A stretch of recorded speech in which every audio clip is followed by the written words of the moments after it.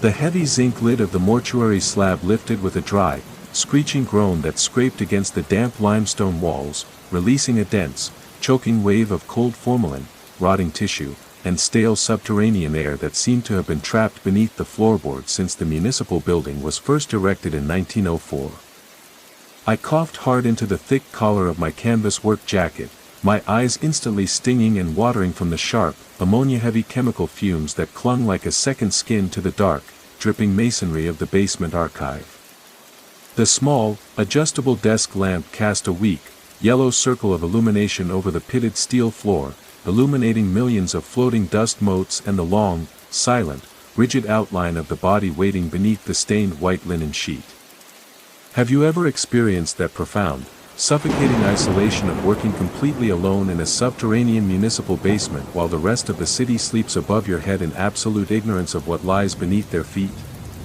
People always talk about death as a peaceful, clinical conclusion, a clean medical transition from life to quiet memory, handled by professionals in well-lit, antiseptic rooms far away from the dark. They imagine that once the heart stops beating, the human form is treated with detached, respectful care, insulated by stainless steel and modern science. They do not know the heavy, rotting reality of an old Philadelphia mortuary basement in 1974, where the floor drains are choked with decades of silt and the air tastes permanently of industrial formalin, cheap pipe tobacco, and chemical preservation. They do not know what it feels like when the only sound in the world is the slow, maddening, rhythmic dripping of rusty water from an overhead pipe, counting down the hours until a dawn you are never quite sure you will live to see. I reached down with stiff, calloused fingers, my hands gripping the rough edge of the yellowed linen sheet before peeling it back with a sharp, dry rasp that echoed loudly in the confined space. The old man lying beneath was profoundly bloated, his pale, yellowish skin stretched drum-tight over a massive, swollen abdomen that rose like a sickly dome against the dim lamplight. He had been down here on the cold steel for 3 full days, waiting for the coroner's delayed paperwork, the backlog of county signatures, and the municipal transport that never seemed to arrive on schedule. My eyes drifted down from his face to the heavy, cracked leather belt wrapped loosely around his waist and, resting right beside the table, the thick black rubber suction hose connected to the manual iron extraction pump. My job tonight wasn't to mourn, investigate, or ask questions. My job was purely manual and deeply unpleasant, to drain the corrupted fluids before internal decomposition ruptured the tissue and flooded the room. Think about how comfortably we rely on the illusion that human bodies remain passive, lifeless objects once the soul has departed, incapable of holding on to anything except quiet silence. We hand our dead over to institutions, trusting blindly that chemicals, cold storage, and rubber tubing can contain whatever biology leaves behind in the dark. We believe that mechanics, plumbing, and preservation are an absolute barrier keeping the chaotic decay of the flesh safely locked away from the living world.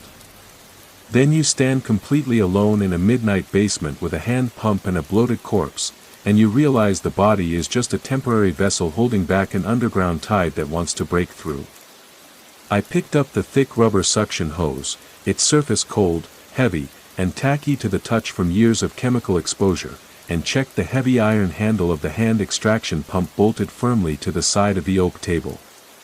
It was an old, industrial piston device driven entirely by physical labor, designed to pull stagnant fluids from internal cavities through sheer muscle power and vacuum suction. Without giving myself time to think, without letting the creeping dread in the back of my mind take root, I positioned the brass nozzle over the old man's distended abdomen. The air in the cellar felt suddenly thick, heavy, and motionless, as if the very stone walls were holding their breath to watch what I was about to do. Look down at your own hands right now, while you still have the warmth of a secure room, the steady glow of a desk lamp, and the peaceful silence of a night untouched by static and rot. How long do you think those fingers would hesitate before opening a corpse that has been swelling in the dark for 3 days? We are all just temporary workers maintaining other people's ruins.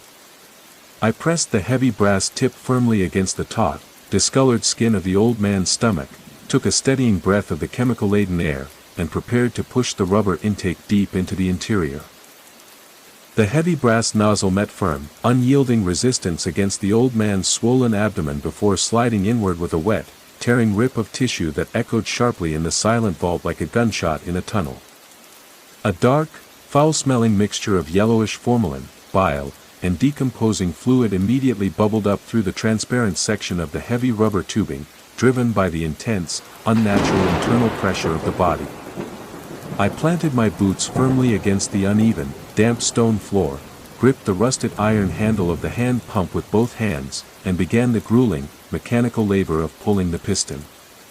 Asterisk screech, clunk. Screech, clunk, asterisk. Have you ever experienced that physical disgust and visceral revulsion when your own muscles are forced to perform intimate, violent labor upon a decaying human form in the dead of night? People always talk about morgue work in clinical terms, sanitized medical procedures, rubber gloves, and detached professional cool. They imagine that distance, institutional walls, and iron instruments protect the human mind from the crude, physical reality of biological decomposition. They do not know the heavy, sickening heave in your stomach when you are forced to plunge your arms into the bodily waste of a stranger while the air grows thick with the gagging smell of ruptured organs. They do not know what it feels like when the mechanical resistance of a pump handle starts to feel less like a machine and more like a physical struggle against something pulling back from the inside. The fluid flowing through the clear rubber tube suddenly thickened, turning from pale yellow to a dark, viscous black sludge that choked the internal valve with a low, gurgling sputter. I pulled harder on the iron handle, my shoulder muscles straining against the vacuum as the piston jammed halfway down its steel cylinder with a harsh metallic screech. The old man's swollen stomach didn't deflate or sink as the fluid was drawn out. Instead, the skin remained stretched drum-tight, glowing faintly under the yellow lamplight like a stretched parchment membrane hiding something moving restlessly and intelligently beneath its surface. Think about how deeply we trust the mechanical certainty of our tools, believing that pumps, tubes, and valves obey the laws of physics and nothing more.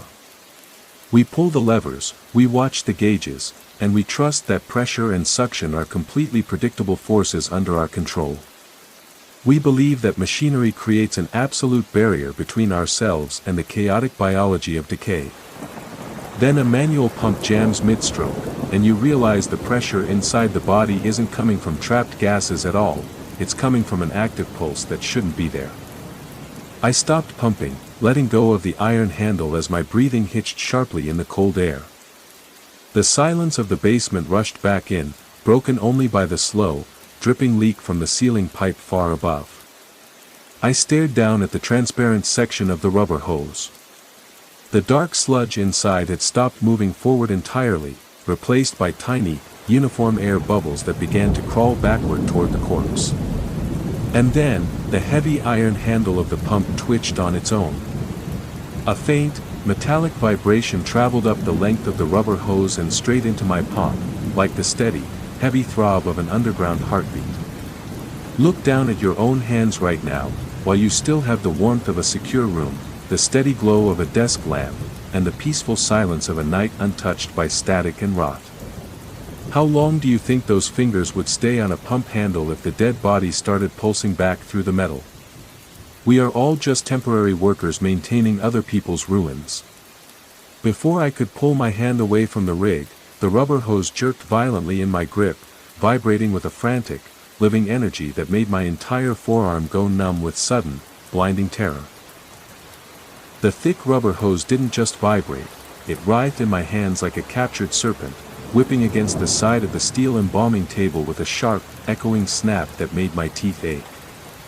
I stumbled backward, my boots sliding on the slick, wet stone floor as I stared in absolute horror at the transparent section of the tubing, where the dark sludge was no longer draining, it was being violently sucked back down into the corpse against every law of pressure and vacuum. The old man's swollen abdomen seized with a sudden, agonizing jolt, expanding outward until the skin looked ready to burst open like an overripe fruit under pressure. Have you ever experienced that complete, motor nerve failure when an impossible physical event shatters your understanding of reality, turning your body to stone?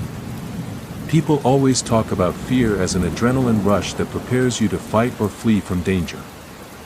They imagine that when the unthinkable happens, you move with speed, decisiveness, and instinct. They do not know the deadening paralysis of shock that nails your boots to the floor, drains the blood from your face, and leaves you utterly incapable of screaming. They do not know what it feels like when a dead body moves on its own, turning the laws of biology into a cruel, impossible joke while you stand trapped in the light of a single desk lamp. The old man's chest cavity rose sharply, the dry ribs popping beneath the pale skin in a loud, cracking sequence that sounded like dried branches snapping underfoot. A deep, hollow rattle rose from his throat, a wet, rattling intake of air that filled the silent basement with the unmistakable sound of a full respiratory cycle. His head turned slowly to the side, the stiff neck muscles grating against the steel headrest with a sickening sound of friction, until his closed, sunken eyelids pointed directly toward where I stood paralyzed in the dark. And then, a voice began to emerge from his gaping, formalin-caked mouth. It wasn't a spirit's echo or a distant phantom, it was a rough, gravelly whisper, thick with phlegm and decay, speaking directly into the damp air of the vault. You didn't finish the work, boy, the vessel is still full. Think about how arrogantly we draw lines between the living and the dead, believing that once the breath leaves the lungs, the chapter is permanently closed. We sign the certificates, we sew the lips shut, and we lock the doors of the morgue, convinced that the dead have nothing more to say to us. We believe that time and chemical preservation are an absolute wall against the unfinished business of the flesh. Then a corpse takes a full breath in the dark and calls you out by your standing post, and you realize the dead are only waiting for someone foolish enough to finish draining their pain. The yellow beam of the desk lamp flickered violently, pulsing down to a dull, dying orange glow as a massive electrical surge ripped through the old wiring of the basement. The overhead fluorescent banks buzzed once, twice, and then clicked off completely, plunging the outer perimeter of the vault into absolute, pitch-black shadow. The only illumination left in the entire room was the dying flicker of the desk lamp, casting long, writhing shadows against the limestone walls as the old man's chest rose and fell in a slow, rhythmic mechanical breathing pattern. He raised a stiff, gray hand from the side of the slab, his long fingernails scraping against the cold steel with a dry, metallic screech. Look down at your own hands right now, while you still have the warmth of a secure room, the steady glow of a desk lamp, and the peaceful silence of a night untouched by static and rot. How long do you think those fingers would stay steady if a corpse sat up on the table and demanded you finish the pump? We are all just temporary workers maintaining other people's ruins. As the old man's hand reached out across the empty space of the table toward my chest, the heavy iron security door at the far end of the basement slammed shut with a deafening, thunderous crash. The heavy iron security door at the far end of the cellar vibrated violently on its rusted hinges, sending a low, rolling shockwave through the wet stone foundation that rattled every glass specimen jar and bottle of formalin on the wooden shelves. Bang! The massive deadbolt slid home from the outside with a heavy, final mechanical click, sealing the basement airtight and cutting off the last possible route of escape into the upper municipal offices. I pressed my back hard against the damp limestone wall, my fingernails clawing uselessly at the cold stone as my eyes darted frantically between the breathing corpse on the table and the absolute darkness swallowing the corners of the room. Have you ever experienced that complete psychological collapse when every single exit is physically barred and the space around you begins to compress into an inescapable stone box? People always talk about entrapment as a simple matter of locked doors and iron bars that you can force open if you just apply enough leverage or find the right key. They imagine that panic is a manageable hurdle, something you can push past with a clear head and a steady pulse.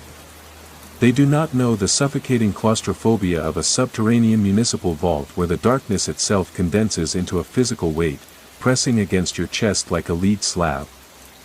They do not know what it feels like when the shadows begin to detach from the walls and drift inward, turning an ordinary room into a closed hunting ground where you are completely out of time. From the pitch-black corridor outside the iron archway, a new sound began to emerge, cutting sharply through the low, dying hum of the desk lamp. Slap, drip, slap, drip.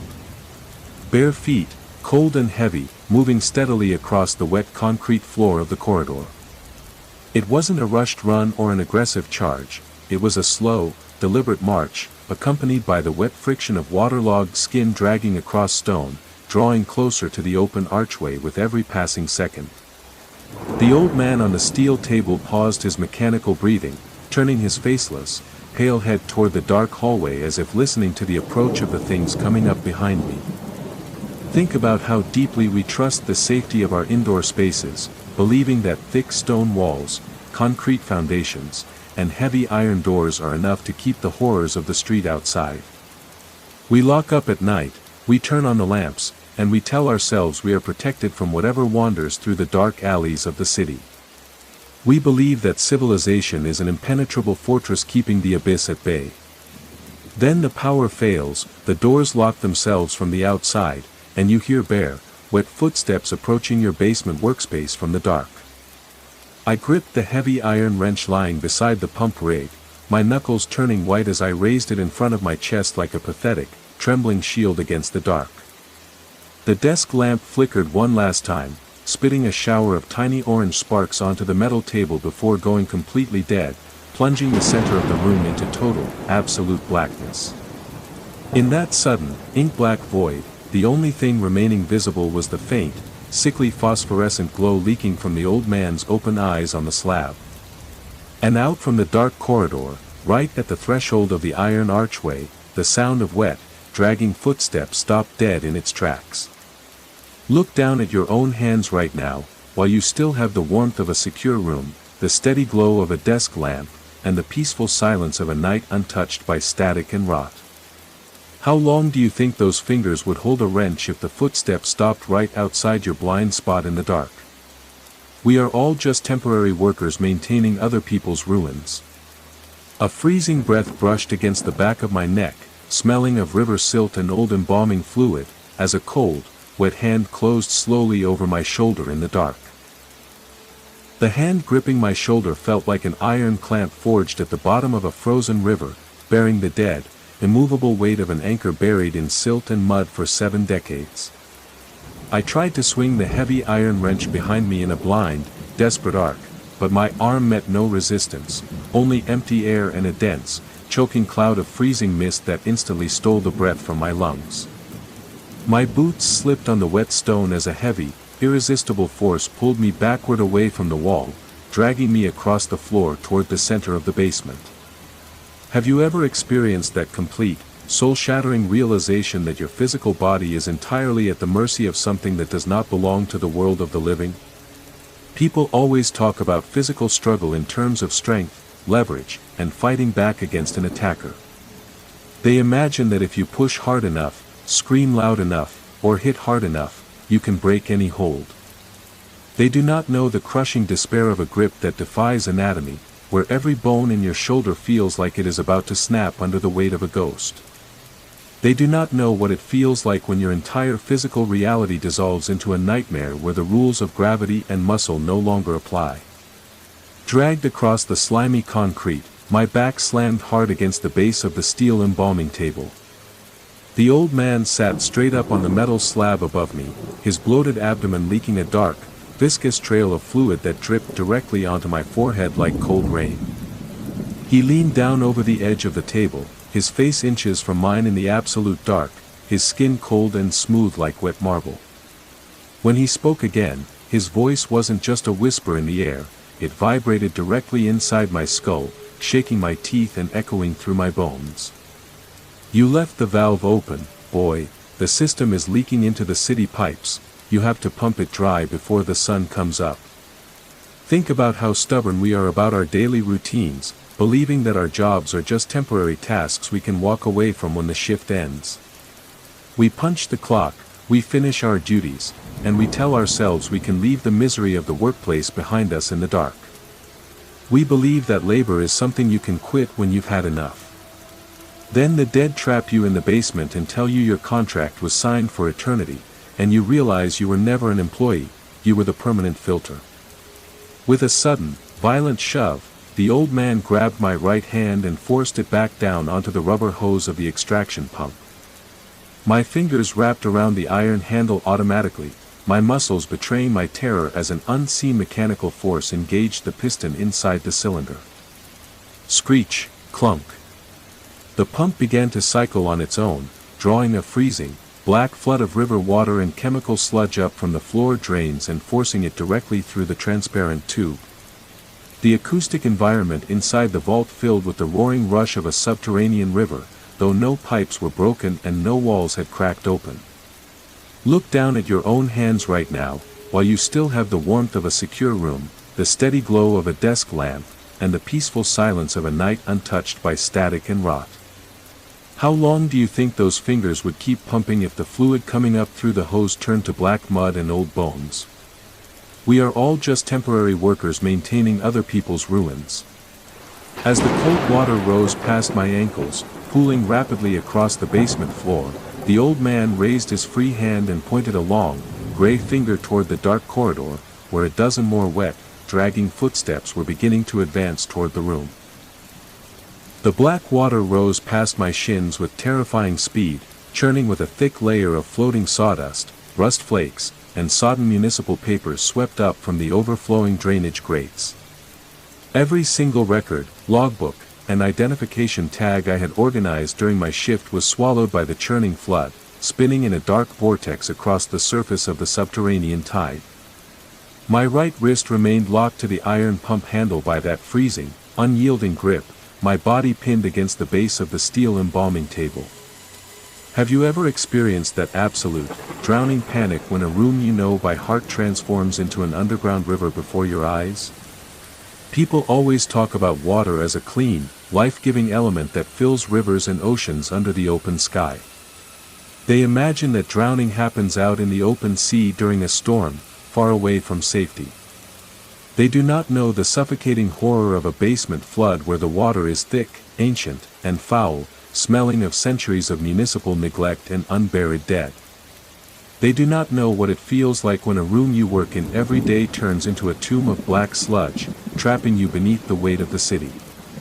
From the dark corridor outside the iron archway, the wet, dragging footsteps multiplied. Slap, drag, slap, drag. One by one, pale, gaunt figures wrapped in stained hospital gowns and rotting winter coats began to detach themselves from the shadows of the hallway, spilling into the flooded vault in a slow, shuffling procession. They didn't look at me, their sunken, featureless eyes stared straight ahead, their bodies carrying the undeniable, waterlogged heaviness of corpses pulled straight out of the Delaware River. They moved toward the edges of the room, standing shoulder to shoulder along the flooded stone walls like an audience waiting for a performance to begin. Think about how comfortably we build our cities and our institutions over old, forgotten graves, believing that a few feet of concrete are enough to bury the past forever.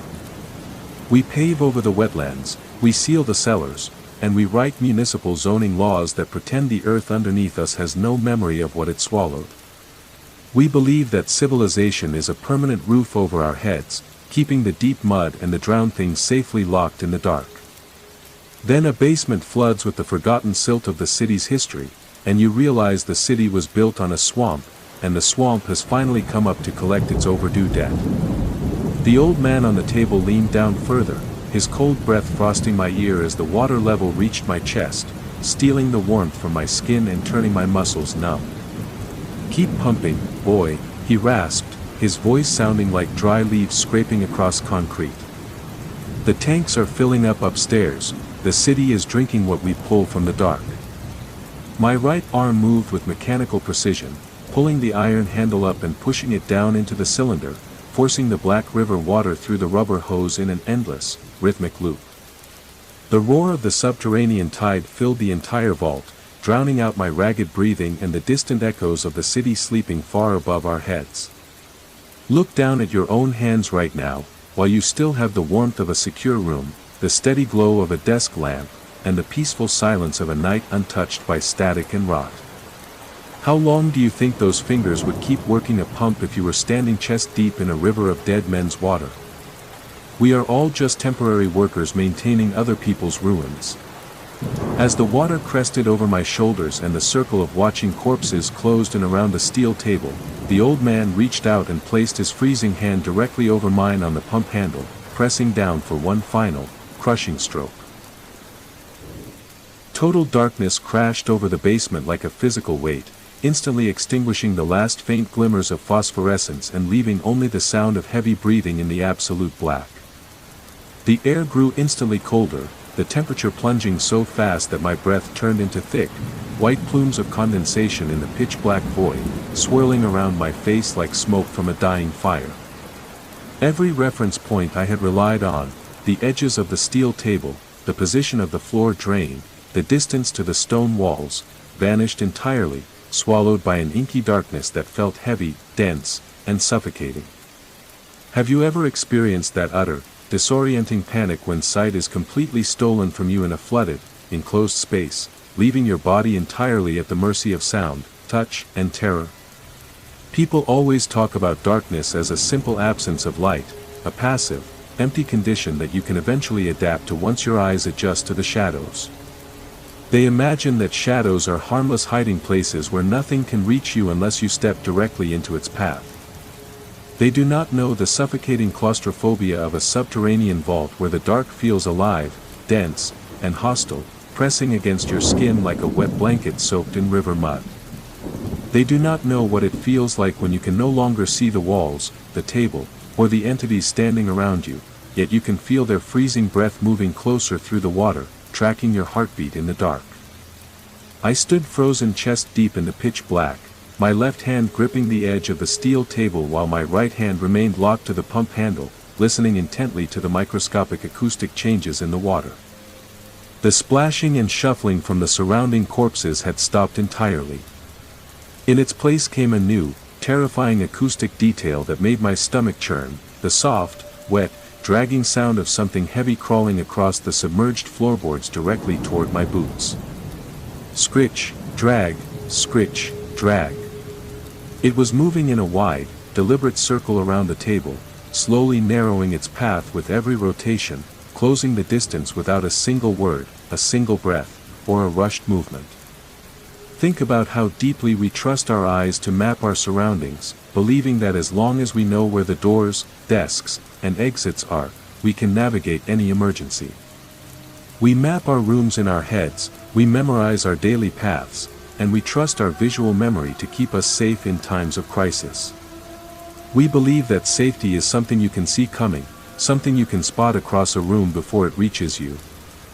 Then the lights fail permanently, the room reshapes itself in the dark, and you realize you are trapped in a flooded maze where the walls are moving and the hunter doesn't need light to find your pulse.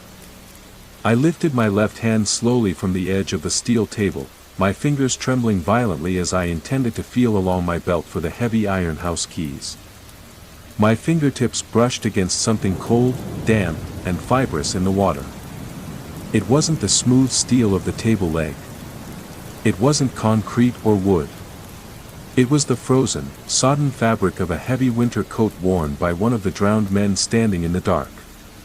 He was standing right beside me, so close that the foul, decaying reek of river silt and stagnant water filled my lungs entirely, making my vision swim with sudden, violent dizziness. Look down at your own hands right now, while you still have the warmth of a secure room, the steady glow of a desk lamp, and the peaceful silence of a night untouched by static and rot. How long do you think those fingers would stay still if you reached out in the dark and accidentally touched the coat of a dead man standing inches from your face? We are all just temporary workers maintaining other people's ruins. Before I could jerk my hand away in blind panic, a heavy, freezing cold grip closed tightly around my wrist, locking my arm to the submerged pump rig with the absolute, unyielding strength of an industrial vice. The cold water rose entirely over my head with a sudden, suffocating surge, stealing the last pocket of air from my lungs and turning my muscles instantly numb and unresponsive as the heavy current pulled me under the surface. My right wrist remained pinned to the iron pump handle by that iron-cold, inescapable grip, my body suspended at an agonizing, floating angle over the submerged steel embalming table. There was no sound left except for the dull, muffled thud of my own heartbeat echoing inside my skull, accompanied by the slow, rhythmic gurgling of water shifting through the infinite darkness of the flooded vault. Have you ever experienced that complete, surreal dissociation when the physical reality you trust entirely is instantly swallowed by an element that has no business being inside a locked stone cellar? People always talk about water as a life-giving force, something clean and refreshing that fills rivers, oceans, and reservoirs under the open sky. They imagine that drowning is something that happens out in the open water, far from shore, under bright sunlight or stormy waves during a maritime disaster. They do not know the suffocating horror of a basement flood where the water is thick, ancient, and foul, smelling of centuries of buried sediment and dead things that never reached the surface. They do not know what it feels like when a room you know down to the last brick transforms into an underground river before your eyes, trapping you in a tomb of your own labor while the city above sleeps on in absolute ignorance. The old man stood chest deep in the rising black tide, his hospital gown billowing softly beneath the surface like heavy, waterlogged aquatic weeds drifting in a dead current. He didn't pull me down all at once or subject me to a sudden, violent drowning. Instead, with a calculated, mechanical patience that felt infinitely more terrifying than rage, he eased my grip off the edge of the table, sliding my floating body inch by inch toward the open drainage grate in the center of the floor. Through that gaping iron drain, illuminated only by the faint, sick phosphor glow of the room, I could see no conventional municipal plumbing, no concrete pipes, and no exit. Beyond the grate lay an endless, subterranean cavern stretching out into the pitch-black void, a vast, flooded warehouse of infinite rows of rusted iron racks submerged under black water, where thousands of unidentified bodies floated silently in the gloom, their pale faces turned upward toward a ceiling they would never reach. Think about how stubbornly we cling to the illusion that our work leaves a lasting mark, believing that embalming bodies, sorting files, and cleaning tables creates an orderly record that outlives us. We spend our lives maintaining municipal systems, cross-referencing death certificates, and telling ourselves we are preserving human dignity against the relentless erosion of time. We believe that our grim labor matters in the grand scheme of things, that someone will eventually notice if we stop showing up for our shifts. Then the morgue floods with the forgotten silt of the city's past, and you realize you aren't preserving dignity at all, you are just pumping out the fluids for the people who live in the dark. The old man reached down slowly into the murky depths, his fingers wrapping around the long brass extraction nozzle that had slipped from the table during the chaos. He brought the point down with agonizing slowness, pressing the sharp metal tip against the cloth of my shirt directly over my heart, applying the weight of a final, unalterable municipal stamp. The deafening roar of the subterranean tide filled my ears once more, washing away the last remaining sounds of the world above. No traffic, no overhead pipe drips, no ticking clocks. Just the steady, rhythmic gurgling of water echoing across an infinite, flooded vault where time had long since stopped moving forward. Look down at your own hands right now, while you still have the warmth of a secure room, the steady glow of a desk lamp, and the peaceful silence of a night untouched by static and rot. How long do you think those fingers would keep working if you knew every gallon you pumped was just another drop for the deep water? We are all just temporary workers maintaining other people's ruins. As the old man drove the brass nozzle home and the black water closed completely over my vision, the final valve was sealed, and the basement fell into an eternal, undisturbed silence. The sudden, violent rush of Black River water vanished in a single, tearing heartbeat, replaced not by the cold silence of death, but by the dry, irritating rattle of a vintage ceiling fan rotating in slow, agonizing circles overhead. I gasped aloud, my chest heaving as I sat bolt upright on the steel embalming table, my lungs suddenly burning with the sharp, chemical tang of fresh formalin, cold stone, and aging lime. My fingers clawed frantically at the metal surface, searching for the cold, crushing grip of the dead man, but found only smooth steel, slightly tacky with the residue of spilled disinfectant and old wax. Have you ever experienced that staggering, disorienting vertigo when you snap out of a waking nightmare and realize you are right back where you started, as if the entire horror never happened? People always talk about nightmares as mental illusions that vanish the moment you open your eyes in a safe, lit room, leaving no physical trace behind. They imagine that fear is neatly contained within the boundaries of a dream, evaporating the second consciousness returns. They do not know the lingering, skin-crawling terror of waking up to find that while the monster is gone, the environment around you has subtly, fundamentally changed in ways your waking mind cannot quite explain. They do not know what it feels like when you look down at your hands and realize your skin is still freezing cold, your clothes are still damp with Phantom River mud, and the heavy iron pump rig in front of you has shifted an inch to the left on its own. I forced my trembling eyes open, blinking away the heavy haze of exhaustion as the weak yellow glow of the desk lamp cut through the shadows of the subterranean vault. The Philadelphia Municipal Morgue was quiet. Dead quiet. No water pooled around my boots. No jagged cracks split the limestone walls. The heavy iron security doors at the far end of the cellar remained firmly shut, sealed in the mundane, bureaucratic silence of 1974. And yet, right in the absolute center of the steel table, directly in front of me, sat the old man. His body was covered tightly, secured once more by an unbroken, pristine white linen sheet tucked neatly and meticulously beneath his chin. Beside the table, the manual extraction pump sat dark and silent, its thick rubber hose neatly coiled beside a fresh, unblemished brass nozzle.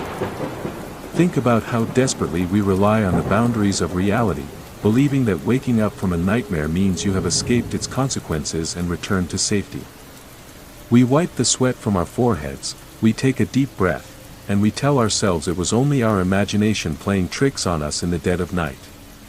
We believe that time moves forward in a straight line, leaving our terrifying experiences safely trapped in the past where they belong.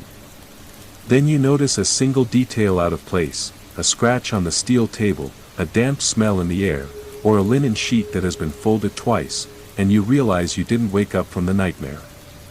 You woke up inside the next iteration of the morgue. My heart hammered against my ribs like a trapped bird as I stared down at the covered body, my hands hovering inches above the white fabric. Every instinct in my body screamed at me to drop my tools, walk away from the table, and leave the basement forever before the locks turned again. Instead, my right hand moved forward on its own, my index finger brushing against the cold, smooth surface of the linen sheet. As my skin touched the fabric, a faint, metallic scratch echoed softly from the empty corner of the room, the distinct sound of the hand pump piston sliding an inch down its cylinder in the dark.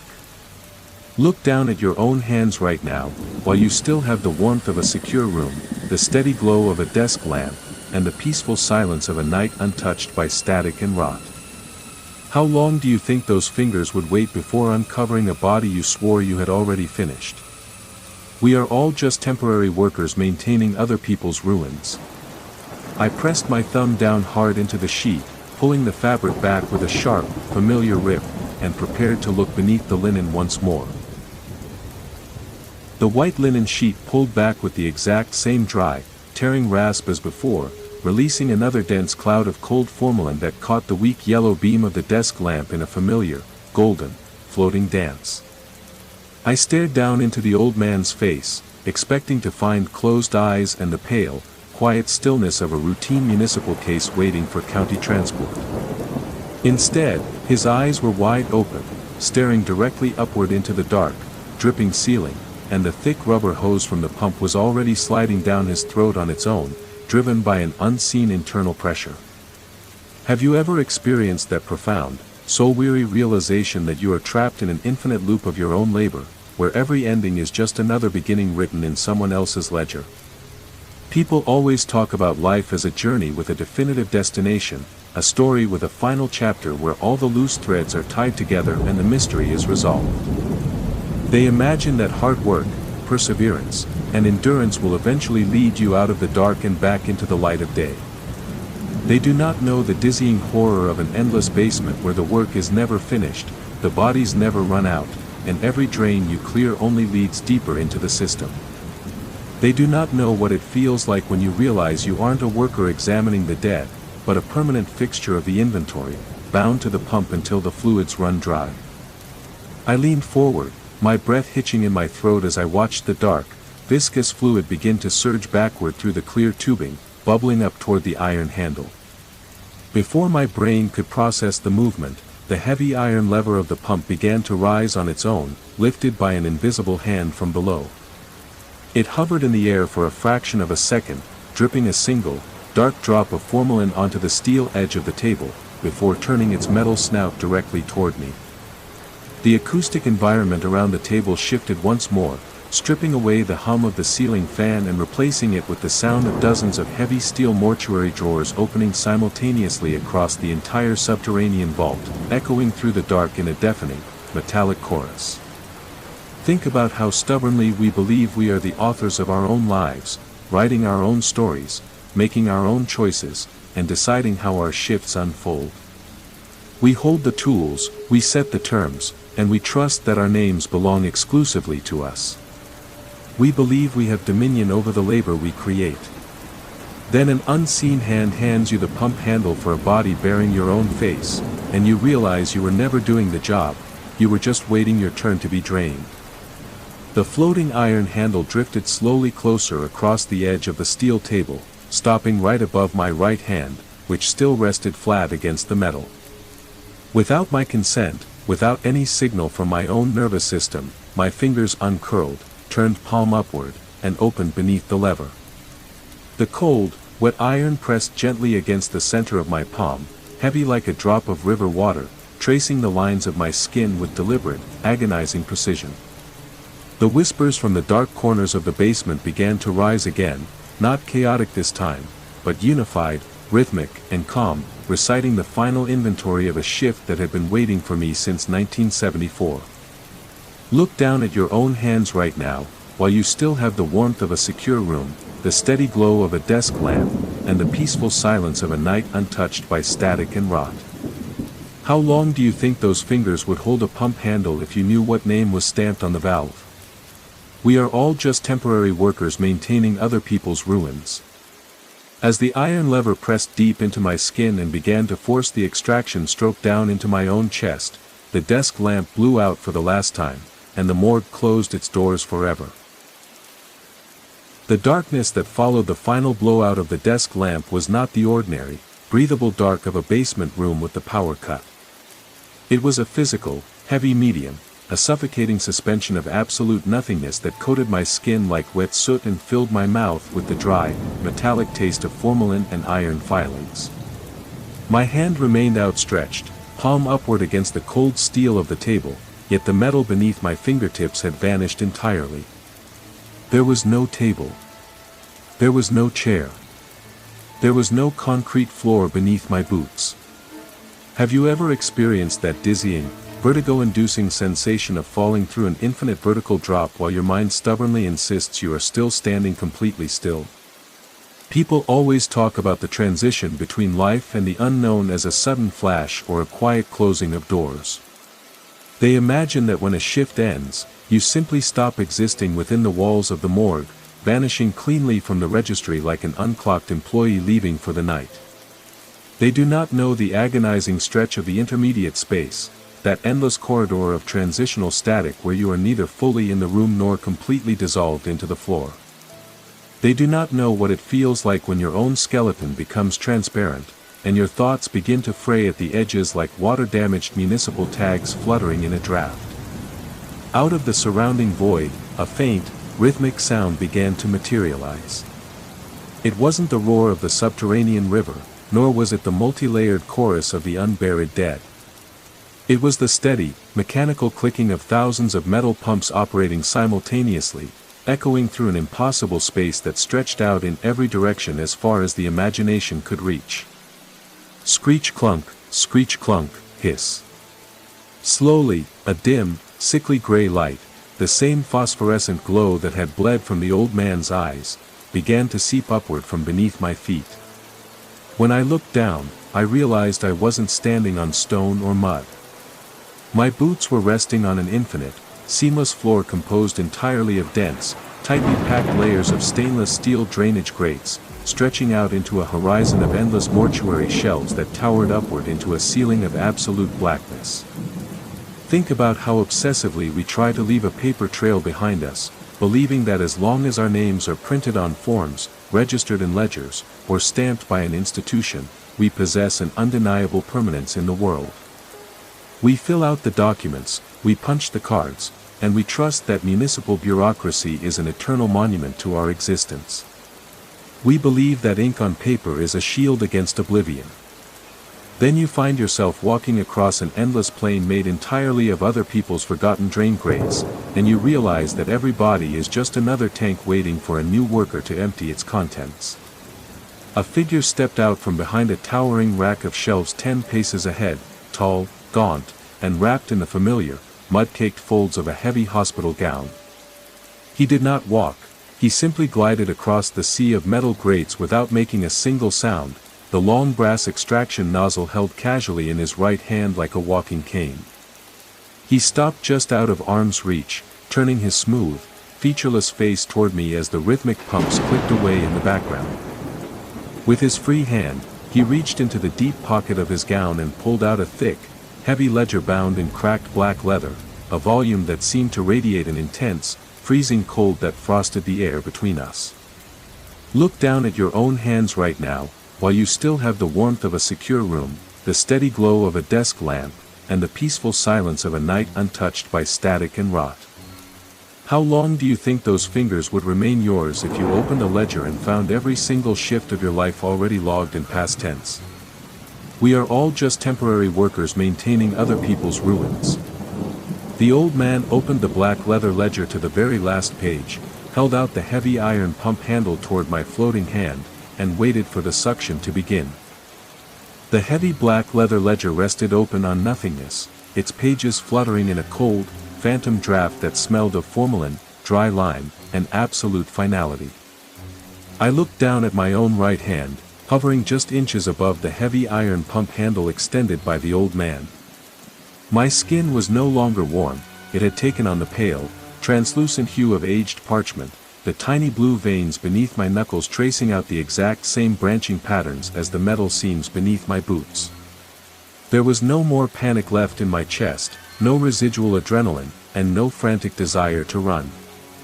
There was only a profound, crushing weight of completion, the heavy, settling quiet that descends upon a morgue when the final slab is pushed home and the key turns in the iron lock for the last time. Have you ever experienced that profound, unshakable peace that settles over your mind when you finally stop fighting the current, surrender your resistance, and accept that your shift was never yours to leave? People always talk about life as an ongoing project of self-determination, a continuous battle to steer your own course and protect your own identity against the chaos of the world. They imagine that as long as you keep breathing, you hold the tools that decide what happens next. They do not know the quiet, terrifying relief of realizing you are not the worker at all, you are merely the final fluid in a ledger that was written long before you were born. They do not know what it feels like when the desire to escape dissolves completely into the stillness of the drainage system, leaving nothing behind except an empty chair, a closed slab, and a clean, white tag waiting in the dust. I moved my fingers forward, sliding them around the cold, polished iron barrel of the pump handle. The lever was heavy and smooth, dripping with a dark, wet fluid that did not smell like industrial chemicals, but like the damp earth of a riverbank after a heavy autumn rain. Without a single tremor, without a single second thought, I pressed the iron lever down onto the blank line at the very bottom of the black leather page. As the fluid soaked into the paper, a sharp, crisp click echoed through the infinite corridors of the metal floor, the sound of a heavy steel mortuary drawer sliding shut with absolute, mechanical perfection. Click. Think about how much energy we waste trying to outrun our own history, sorting through the wreckage of other people's bodies, terrified that someone might eventually open our slab and read what we tried so hard to hide. We run the pumps, we lock our doors, and we tell ourselves we are safe inside our rooms, insulated by time and distance from the dark. We forget that every worker eventually becomes the object of the study. And that the bodies we spend our shifts draining were never meant to stay empty. Across the infinite rows of shelving, the millions of pumps fell silent all at once, their frantic clacking dying away into a vast, unbroken hush that swallowed the very concept of sound.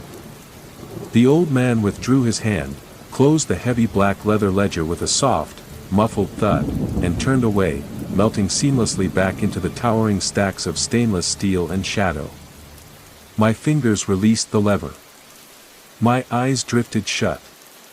My body settled gently into the sea of metal grates, folding inward until I occupied no more space than a single unverified file tucked neatly away at the back of a forgotten drawer.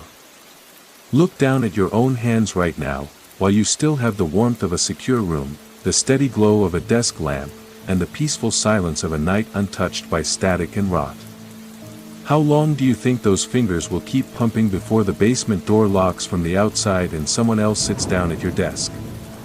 We are all just temporary workers maintaining other people's ruins. And down in the deep dark of the basement, beneath the weight of the city, the light went out, the drawer slid home, and the shift was finally complete.